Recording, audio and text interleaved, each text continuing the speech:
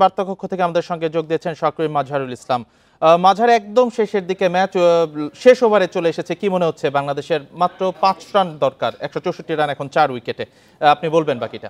অবশ্যই বাংলাদেশ জয়ের পথে। আপনি যদি বলেন যে এই ম্যাচটা 1% বলতে পারেন যে এখান থেকে হারার সংখ্যা আছে। এখনও 6টা উইকেট হাতে, সাথে হচ্ছে বল আছে 7টা, 5 রান করতে হবে।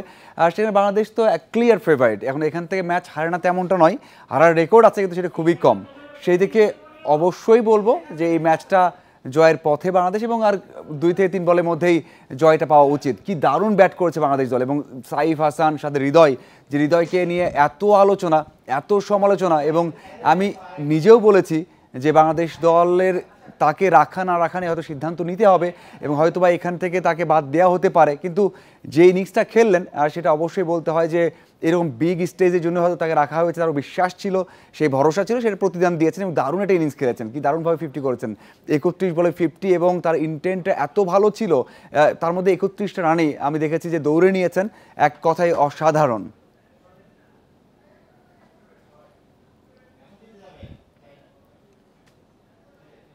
বাংলাদেশ একদম শেষ পর্যায়ে, আর 1 রান প্রয়োজন তাদের।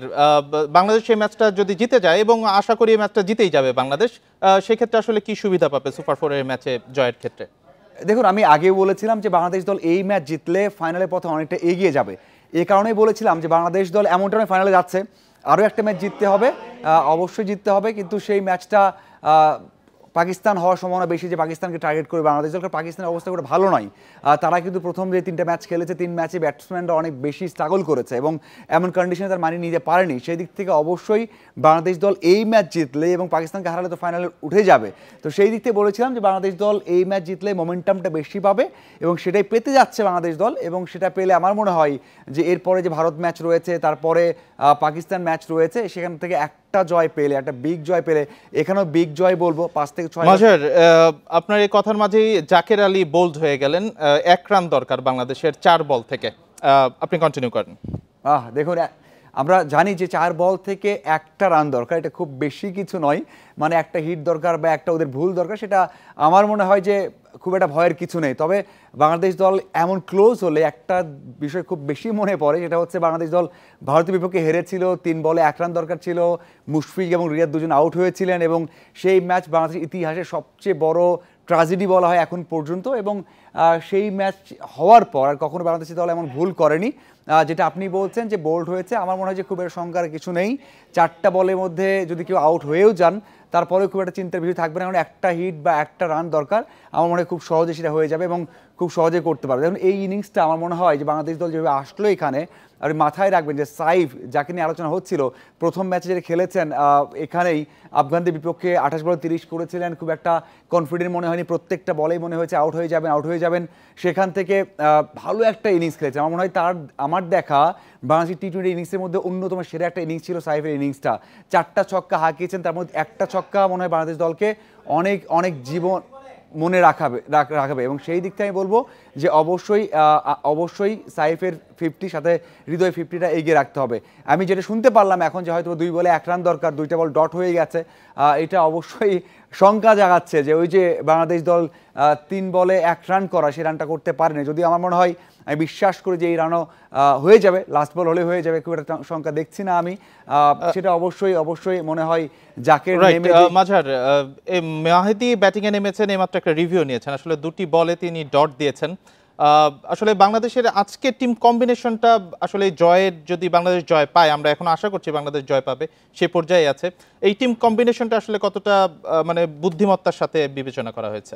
দেখুন, বাংলাদেশ দল তো জয় পেতে যাচ্ছে, মানে খুবই ক্লোজ হয়েছে। যদি এখন টেনশন বাড়ছে, নার্ভ কাজ করছে, তারপরেও বাংলাদেশ দল জয় পেতে যাচ্ছে। আপনাকে বলতে হবে যে কম্বিনেশনটা ভালো হয়েছে। যদিও বাংলাদেশ দল ক্যাচ মিস করেছে একাধিক, 3টে ক্যাচ হাতে পড়েছে, সেই ক্যাচগুলো মিস হয়েছে। হৃদয় নিজেও মিস করেছেন, তার আত্মবিশ্বাসের ঘাটতি দেখা গেছে। সাথে হচ্ছে বাংলাদেশের কম্বিনেশন বলতে আমরা একটা জায়গাতে কনফিউশন ছিল। আমি এখনও বলবো বাংলাদেশ দল ম্যাচ জিতুক, এবং যত ভালো করে জিতুক না কেন, যে একটা ক্রিকেটার অনেক ভালো করলেন, ডোমেস্টিকে 3 বছর ভালো করেছেন, ন্যাশনাল টিমে এসেছেন, সবশেষ ম্যাচে বাংলাদেশ দল ক্রুশিয়াল ম্যাচ, সুপার 4-এ ওঠার ম্যাচ, সেখানে বাংলাদেশ দলের হয়ে 6 বলে 12 করেছেন, করার পরেও একটা রান আউট করেছেন, যে টার্নিং পয়েন্ট ছিল ম্যাচের, এবং সেই ম্যাচটা জিতিয়েছেন। সেইখান থেকে এসে এ পর্যায়ে আপনাকে একটু জানতে চাই, দর্শকদের উদ্দেশ্যে জানাতে চাই, মাহেদী হাসান কিন্তু আউট হয়ে গিয়েছেন, এজ হয়েছিল তার, কিপার ক্যাচ ধরেছেন, একটু কি সমীকরণটা জটিল হয়ে যাচ্ছে কিনা? আপনি হয়তো বলবেন যে আমি খারাপভাবে বলছি বা আরও ভালোভাবে বলা উচিত ছিল। আমার মনে হয় মাহেদী আউট হওয়াতে খুব একটা ক্ষতি আমরা চিন্তা করব না। আমার মনে হয় যে মাহেদী ফর্মে ছিলেন না, সবশেষ ম্যাচে যে আউট হয়েছেন আফগানদের বিপক্ষে, আপনি দেখেছেন কিনা জানি না, যদি দেখে থাকেন সেই যে আউটটা হয়েছিলেন সেটা একেবারে মানে প্যাথেটিক ছিল, টেস্ট ক্রিকেটের মতো ছিল। এখানে তো আত্মবিশ্বাস নেই, কিন্তু তার থেকে ভালো হিট করতে পারেন তাসকিন এবং মুস্তাফিজ, শরীফুল, তিনজনেই কিন্তু ছক্কা হাঁকানোর রেকর্ড বাংলাদেশের হয়ে আছে। এবং সেটা বলবো যে তারা নামলেই জয় পাবে তেমনটা নয়, কিন্তু মাহেদীর থেকে কনফিডেন্ট তাদের এগিয়ে আছে। তো আমি বলবো যে অবশ্যই জয়ের পথে বাংলাদেশ দল এখনও এগিয়ে আছে, একটা বল দরকার, দেখার অপেক্ষা, শেষ মুহূর্তে যদিও অপেক্ষা করতে হচ্ছে। আমার মনে হয় যে লাস্ট বলে হলেও বাংলাদেশ দল জয় পাবে। নাসুম এই মুহূর্তে ব্যাটিংয়ে নেমেছেন এবং বাংলাদেশ আসলে ম্যাচটি জিতে নিয়েছে। প্রথম বলেই নাসুম রান নিয়েছেন। বাংলাদেশ শ্রীলঙ্কা সুপার 4 ম্যাচে বাংলাদেশ জয়লাভ করেছে।